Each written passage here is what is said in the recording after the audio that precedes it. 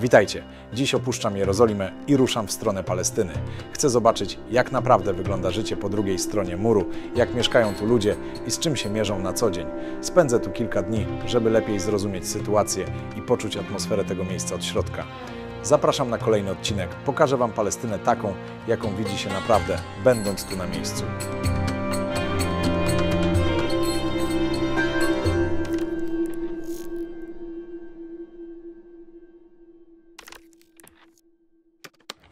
Siemanko. Idę właśnie wzdłuż muru, który oddziela okupowaną Palestynę od Izraela. Mur, który ma ponad 800 km dookoła, od 3 do 8 metrów wysokości. No i co, idę teraz na checkpoint numer 300. Tam można właśnie przejść na stronę Palestyny. Tutaj możecie zobaczyć mur i tutaj jest właśnie checkpoint. No i takim tunelem się tam idzie na drugą stronę. No i jestem w Palestynie.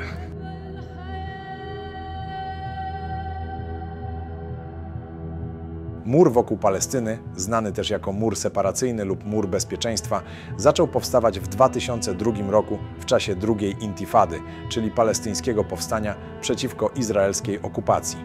Izrael tłumaczył jego budowę koniecznością zapewnienia bezpieczeństwa i ochrony ludności przed atakami. Mur ma miejscami postać betonowej ściany wysokiej na 8 metrów, a w innych fragmentach przypomina ogrodzenie z drutem kolczastym i systemami elektronicznymi. Dla wielu Palestyńczyków to nie tylko bariera fizyczna, ale też symbol podziału, kontroli i utraty swobody.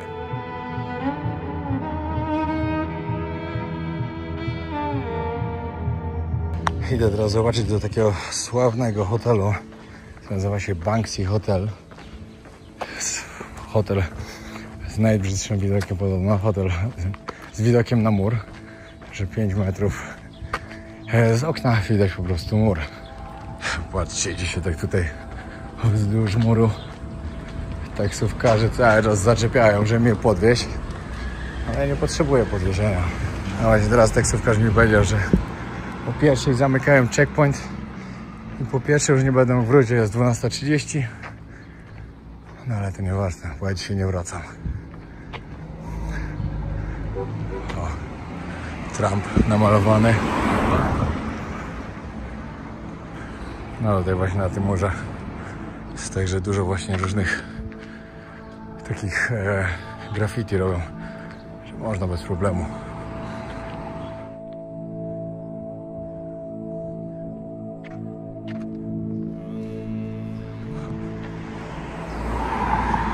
Hotel można przyjść sobie pozwiedzać.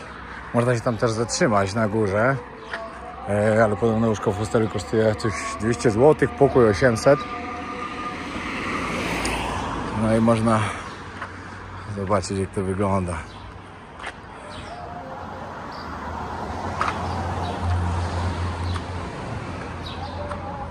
Ja pójdę spać do innego hotelu, ale pójdę zobaczyć tutaj też w środku, co jest.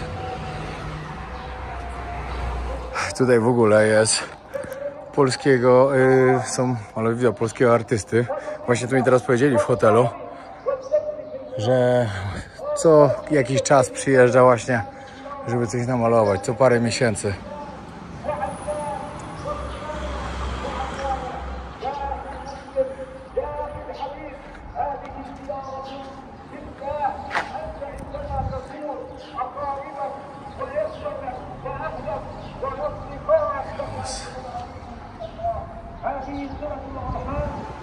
Make hummus not war. Dokładnie tak. Powiem Wam, co było w środku, bo tam nie można było nagrywać. No to przede wszystkim tam były różne dzieła tego artysty, który tutaj postawił ten hotel. W ogóle przeczytałem o tym, że on jak tutaj przyjeżdżał, on nawet nie miał pojęcia o tym, co się tutaj dzieje. To jest dość ciekawe. No różne jego malunki. Tam w środku były na przykład była taka dziewczynka, która robiła dziurę w murze, takie serce. Albo na przykład zdjęcie Jezusa, który ma wycelowany laser w sam środek głowy. Albo były anioły z maskami takimi do oddychania.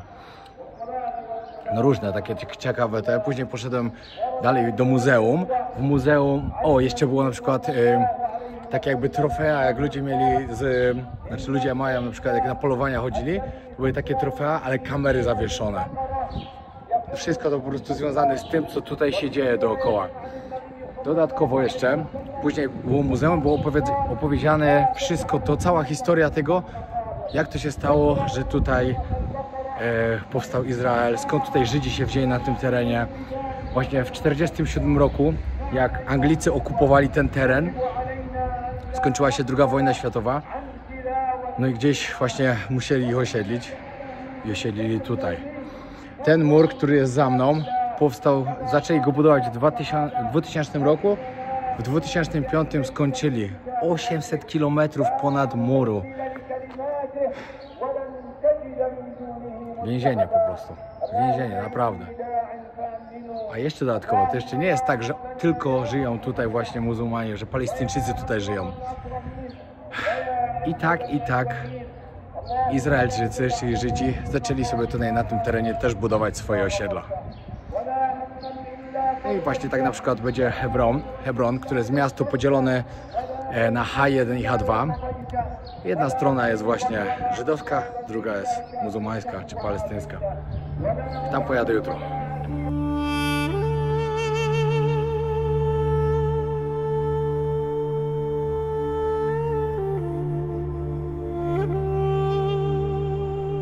Patrzcie, jakie magnesy tu są. Można kupić. O, papież Franciszek. Free Palestine. Dobra, kupię dwa takie. Albo nie, takie. Słuchaj, nawoływania z drugiej strony, nie z drugiej strony, tylko z meczetu, który jest niedaleko.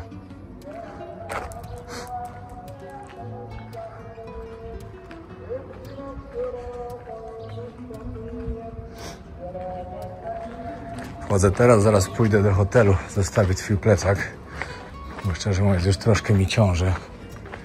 Kamery, okna, pewnie patrzą cały czas, co się dzieje.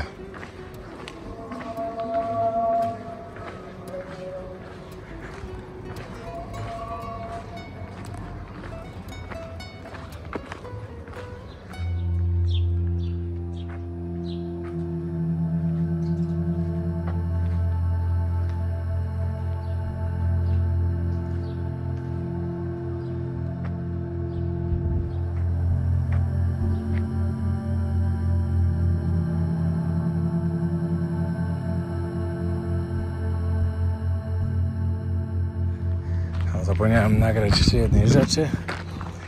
No i później będę szedł na ten drugi. Drugi to będę koło takiego obozu Eid, chyba tak się mówi. No, obóz Aida dokładnie.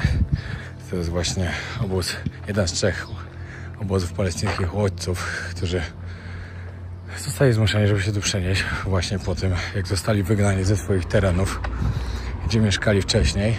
I tam jest taki hotel, który właśnie ma taką fajną inicjatywę tego, że płacąc za niego, pomaga się tym ludziom właśnie. Pieniądze są przekazywane tam na pomoc tym ludziom w obozie, a w zamian za darmo robią wycieczki takie, żeby zobaczyć, jak wygląda życie w tym obozie.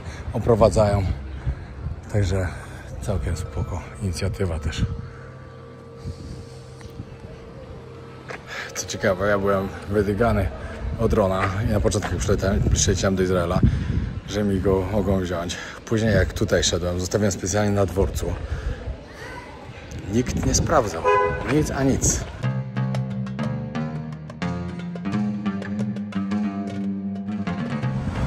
Tutaj znowu Trump.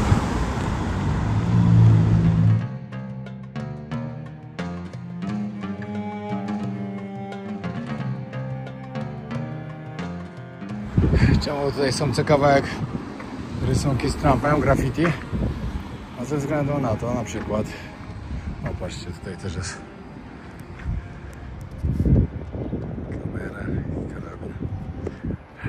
że Trump też tutaj dużo złego robi. Tylko znowu teraz Ameryka zawetowała to, żeby przestać robić tego, co się w Gazie dzieje, żeby zakończyć to, co tam się dzieje, żeby wpuścić pomoc humanitarną i tak dalej. No i znowu powiedzieli, że nie, no, cały świat chce tego. Ameryka znowu zawetowała ustawę. Ale po tej stronie już widać zdecydowanie większy syf. Brudno. Jest inaczej, zdecydowanie.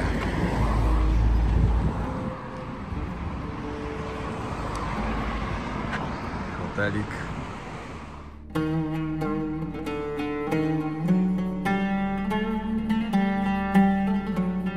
No, idę też do tego hotelu. Już jestem w tym obozie właśnie. I tak, hotel zamknięty na 4 dni, bo dzisiaj jest hello! Dzisiaj jest Eid Mubarak, czyli bardzo duże święto tutaj. W ogóle dla mnie tutaj, w islamie, duże święto bardzo. Ale jestem mocny zawodnik. Ale chcę normalnie, jakby nigdy nic po obozie. Dla uchodźców. Taksówki nie mogę znaleźć. No ale tak to jest. Dzisiaj jest święto, dlatego wszyscy mają wolne. No to tak, no. Trochę pochodziłem po tym obozie, znaczy ja tu dalej jestem. Muszę znaleźć taksy, nie mogę znaleźć właśnie żadnej. No i teraz przypłynąłem do Betlejem, do centrum. Tak, tam wszedłem w różne uliczki. To jakiś chłopak mi próbował pomóc i zaprowadzić mnie do tego hotelu, do którego miałem iść. W rękawice do baseballa, łapie granat. No, skończyło się to tak, że zostały mi w jakimś sklepie, gdzie siedziały jakieś panie. Kazały mi usiąść, oglądaliśmy sobie razem, jak ludzie w Mekce chodzą dookoła i się modlą. Oczywiście jedna taka starsza, która była cała ubrana na czarno, wspomniała tak półukradkiem, czy nie miała jakichś pieniędzy. A dzieci były zainteresowane, co tam robię oczywiście. Jeden chłopczyk przychodzi, pokazuje na moje tatuaże i mówi haram. No i jestem już w centrum Betlejem. Za chwilę tam przyjdę się ulicami, ale kurde, no tak źle trafiłem, że akurat dzisiaj jest święto i większość rzeczy będzie zamknięta w ogóle. Ale to nic. Tutaj jest miejsce, gdzie kiedyś była grota, w której urodził się Jezus Chrystus. Dokładnie tam do środka się wchodzi tymi małymi drzwieczkami.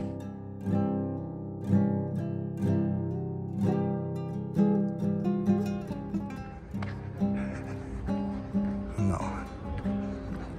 Powiem wam, że nie sądziłem, że ten wyjazd będzie tak mocno religijny. No ale będąc tutaj w tych regionach, no po prostu nie można by było ominąć tych miejsc. No bo to była głupota po prostu.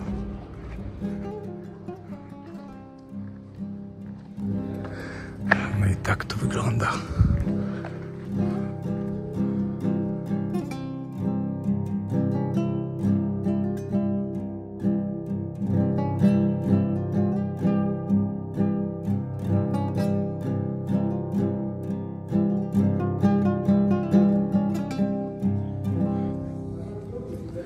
Nie wiem, czy to się tu już wchodzi na dół? Chyba tak.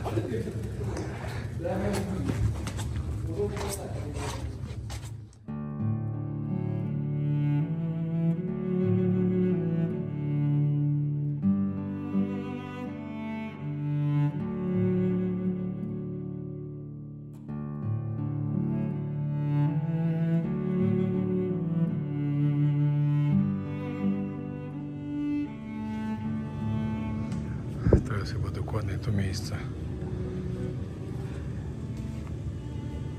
Tak mi się wydaje przynajmniej.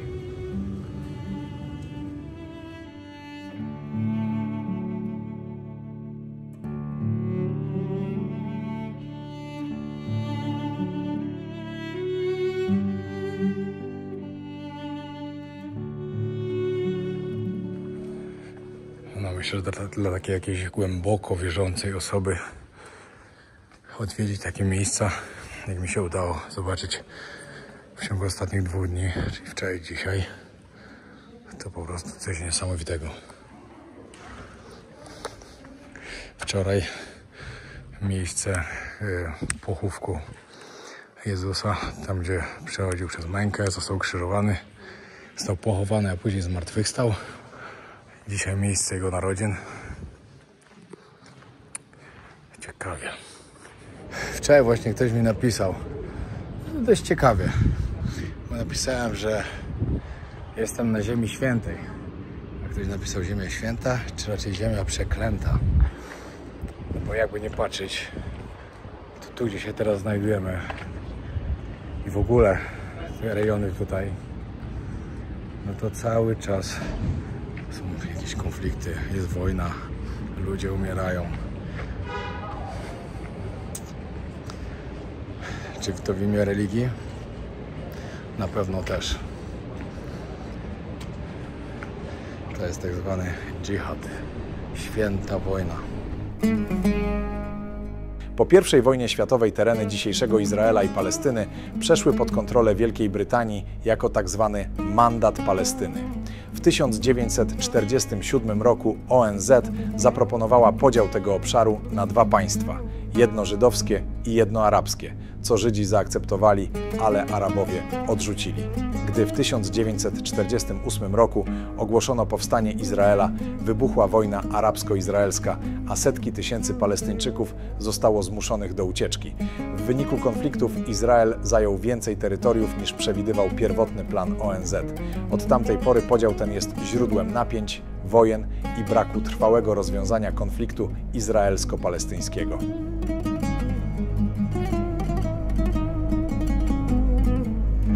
Wiecie co? Dajcie znać w komentarzach, co uważacie na ten temat. Czy uważacie, że ta ziemia jest święta, czy ziemia przeklęta przez to, co się tutaj dzieje. No bo pomyślcie sobie, takie ważne miejsca w historii w ogóle dla chrześcijan, dla wczoraj, tutaj wiadomo, narodził się Jezus. Wczoraj ważne miejsce, ściana płaczu, najważniejsze miejsce dla judaizmu. Miejsce, gdzie został ukrzyżowany i pochowany, zmartwychwstał Jezus. Trzecie najważniejsze dla muzułman. W ogóle jestem teraz w Palestynie, w muzułmańskim kraju. Takie ważne miejsce, a takie złe rzeczy się tutaj dzieją. Ale tą rozkminkę zostawiam wam. Napiszcie w komentarzu, co uważacie. Bo ja uważam, że w tak świętym miejscu dla wszystkich ludzi nigdy nie powinno dojść do takich rzeczy, które się dzieją. No cóż, dzisiaj pozamykane, ale to nic, bo jutro od rana już ma być wszystko otwarte. O kurde, mocne. Starbucks. Dzisiaj tu cisza i spokój. Wszyscy świętują z rodzinami. Nie sądziłem, że będę siedział w obozie uchodźców, oglądał sobie z paniami, ich dziećmi, jak w Mekce się ludzie modlą, popijał sobie coś, nawet nie wiem co to było, szczerze mówiąc. O. Ciekawe.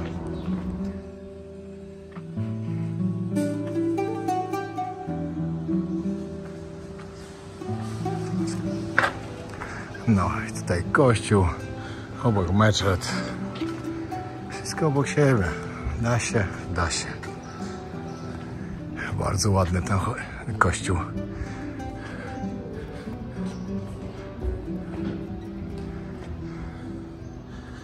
Dobra, gdzieś tutaj jest podobno jakiś hotel, jeżeli idę spytać, ile chcą hajsu.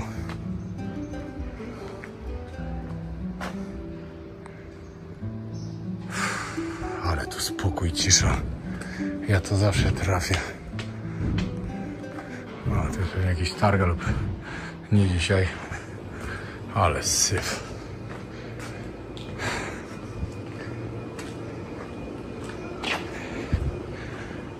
Święto to by posprzątali trochę. Ale mam akcję. Nie mogę żadnego hotelu znaleźć w ogóle.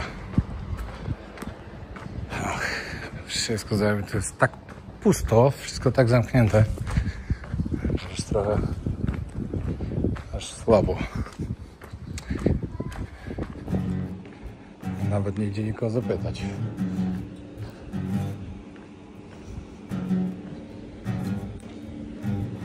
Wiecie co sobie pomyślałem? Jeszcze jak jakieś w grze. Jakiejś takiej misji. Jestem sam w opuszczonym mieście. Trochę tak jest. Misję dosyć dobrą zrobiłem. No ale w sumie skąd mogłem wiedzieć, że akurat dzisiaj jest święto? Chociaż rano widziałem na Instagramie, bo jakiś tam mój znajomy właśnie muzułmanin wstawił, że Happy Eid Mubarak. No ale kurde. No cóż, trzeba dziś szukać. Dobra, na obiadek sobie zamówiłem coś typowo stąd, z Palestyny. Jest ryż z bakłażanem, z kalafiorem. Marchewka tam chyba jeszcze też jest, bo źle widzę. Do tego jogurt, kurczaczek położony na tacy pietruszki. Tak to wygląda.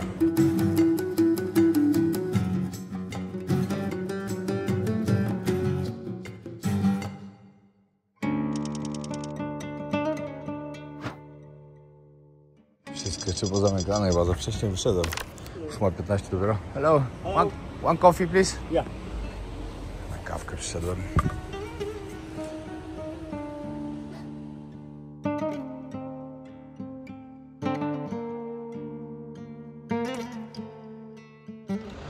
Złotówkę, kawka. Nie wiem co teraz robić, bo miałem już na śniadanie zamknięte wszystko jeszcze. Nie wiem, o której otwierają, ale chyba po prostu wypiję, pójdę na spacerek, pooglądam co gdzieś tu jest jeszcze. No i tyle.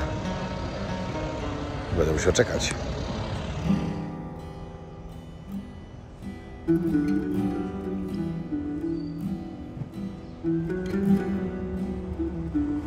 Zamówiłem sobie na śniadanko sandwich falafel. Pani właśnie przygotowuje. You like spicy? No spicy.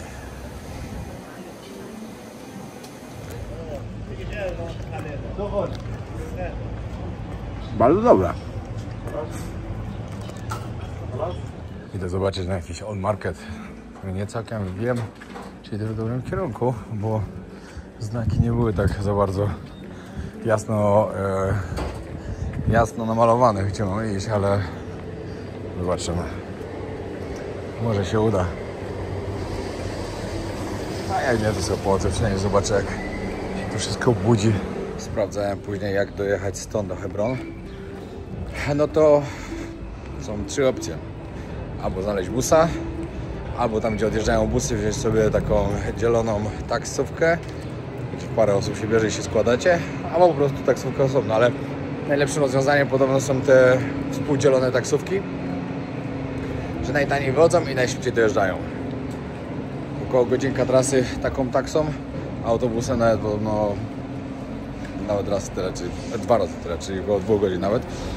Ale to też nie wiadomo, bo nie wiadomo z kiedy w ogóle to był tekst napisany. Ale będę chciał znaleźć taką współdzieloną taksówkę, będzie chyba najlepiej. Zawsze jeszcze dodatkowo można kogoś poznać, także super. Będę tu musiał jeszcze kiedyś wrócić. Zobaczcie, jak to wszystko wygląda w normalny dzień w tygodniu. Jak nie ma żadnego święta. Tu się chyba coś działo, bo co kawałek są kamienie, tak poukładane. Tu jakiś, tam jakaś kubka, tu jakieś zbierałem je wszystkie tutaj na koparę. Albo coś było w planach. Zobaczcie, tu kolejne, tam kolejne.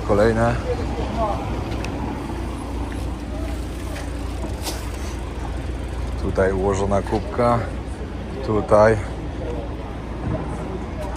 Może jakieś protesty miały być albo coś. No albo się już coś działo.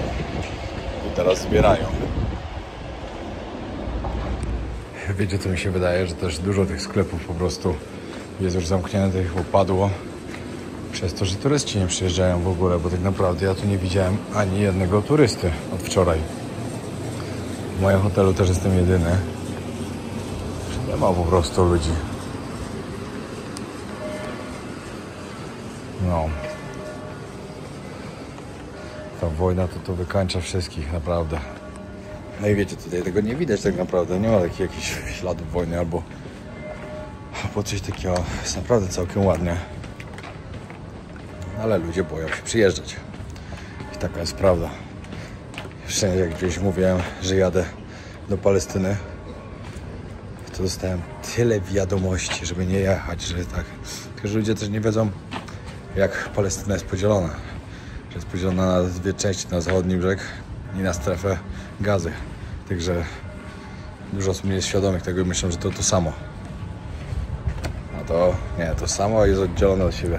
Pogadałem z właścicielem, teraz zaprosił mnie na kawkę. Wiecie, naprawdę to mało kto teraz przyjeżdża. Mówił, że była tu jedna polska rodzina. Ja mówię, kiedy? Przed koroną. To parę lat temu była. Trochę minęło od tego czasu. I zapytałem go właśnie, jak to teraz wygląda. Przemiły pan, naprawdę przemiły. Widział mnie z daleka, zabudował mnie od razu. Bym się z nim kawki napił i pogadał. W ogóle tu ludzie są naprawdę bardzo sympatyczni. Dziś poszedłem tam zjeść na falafela, tu ktoś zagadał, tu ktoś zagadał. Pan soku pomarańczowego zagadał, no każdy chce pogadać. No mają teraz słabo tutaj. Mówi mi właśnie, że przez to, co się dzieje w Gazie, to ludzie tu nie przyjeżdżają. Bo ludzie też nie widzą, że to jednak jest inna strona.